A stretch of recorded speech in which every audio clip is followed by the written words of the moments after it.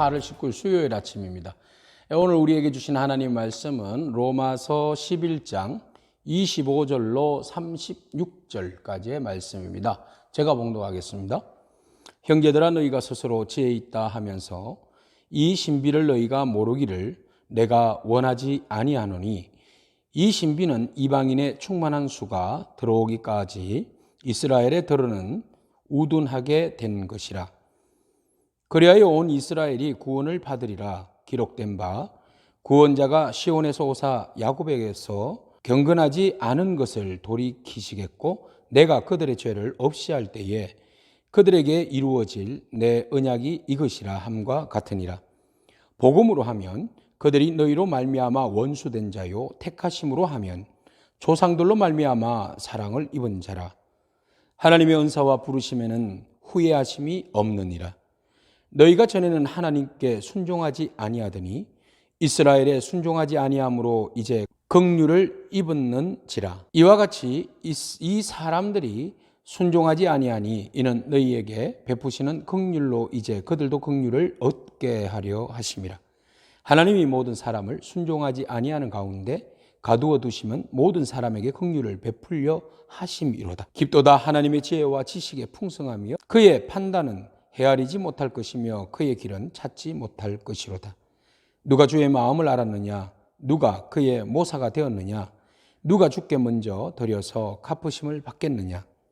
이는 만물이 주에게서 나오고 주로 말미암고 주에게로 돌아감이라. 그에게 영광이 세세에 있을지어다. 아멘. 우리가 하나님 앞에 겸손해야 하는 이유가 있습니다. 그것은 바로 돌감람나무인 우리가 원감람나무의 젖붙임을 받았기 때문입니다. 젖붙임을 받기 위해서는 원감람나무에 상처를 내야 되고 그에게 붙어있는 가지가 떨어져 나가야 됩니다. 이스라엘 백성들이 원감람나무에서 떨어져 나가게 되었고 우리가 그곳에 젖붙임을 받게 된 것이죠. 우리에게는 은혜이지만 원감람나무인 이스라엘 백성들에게는 참으로 안타까운 일입니다. 오늘 본문 말씀에서 이스라엘 백성들에게 그 안타까운 사실에 대하여서 이스라엘 백성들에게도 하나님의 은혜의 시간이 차면 또한 더불어서 그들도 구원하여 주시겠다고 하나님은 말씀하십니다. 바울은 늘 언제나 그것 때문에 고민이었죠.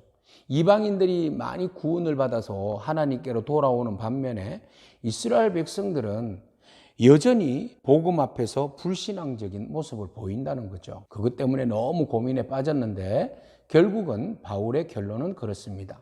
이방인의 수가 다 차는 날 하나님께서는 다시 유대인들에게로 은혜의 팔을 내밀어서 불순종한 그들을 다시 순종하게 함으로 하나님의 구원의 섭리를 이루신다는 겁니다.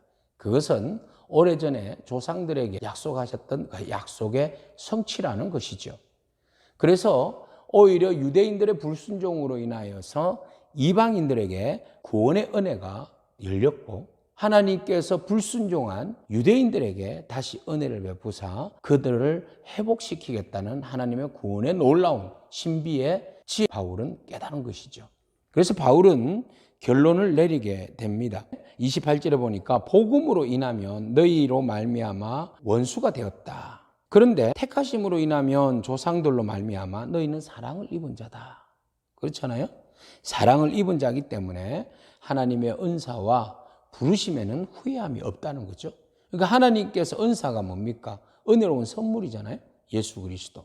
그래서 하나님께서 은사를 우리에게 주시고 또 우리를 부르심에 대해서는 하나님은 조금 더 후회함이 없으신다는 것입니다.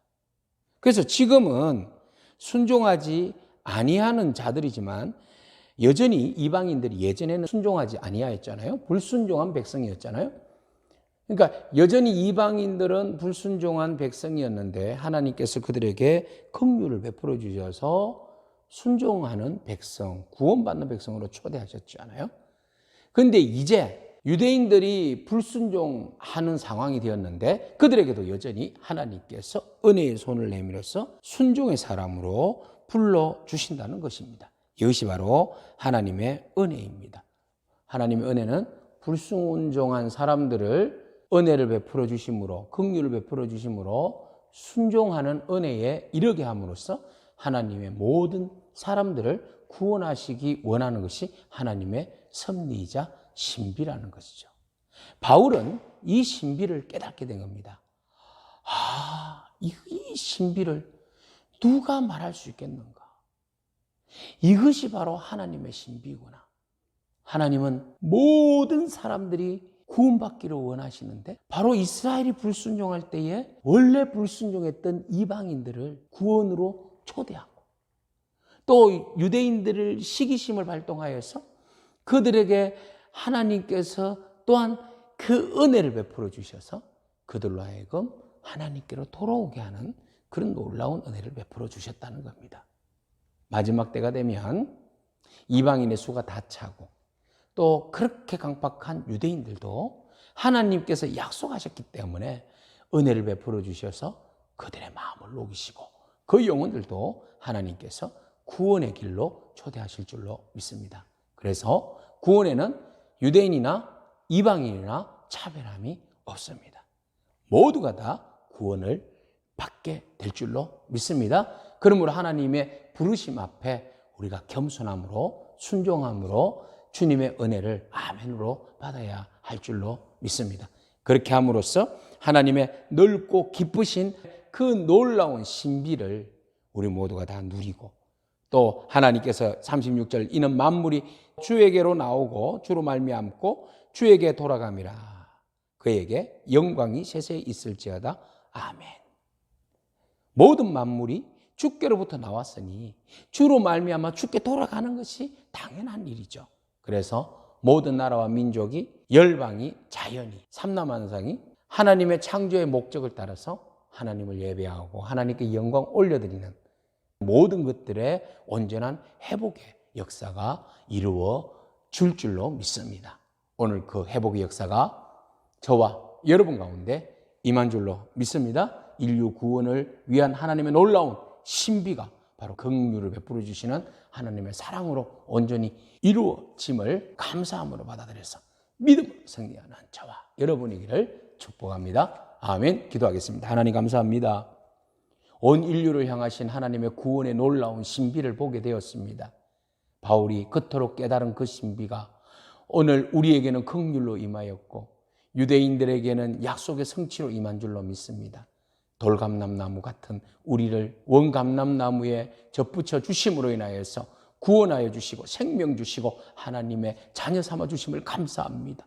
그리하여서 우리가 하나님께로부터 나와 이제 하나님께로 돌아가고 하나님을 영화롭게 하는 그 놀라운 은혜를 베풀어 주셨으니 하나님 생명과 호흡이 있는 동안에 오직 주님만 예배하고 찬미하고 하나님의 성품을 선포하고 그 뜻대로 순종하며 살아가는 저희 되게 하여 주옵소서.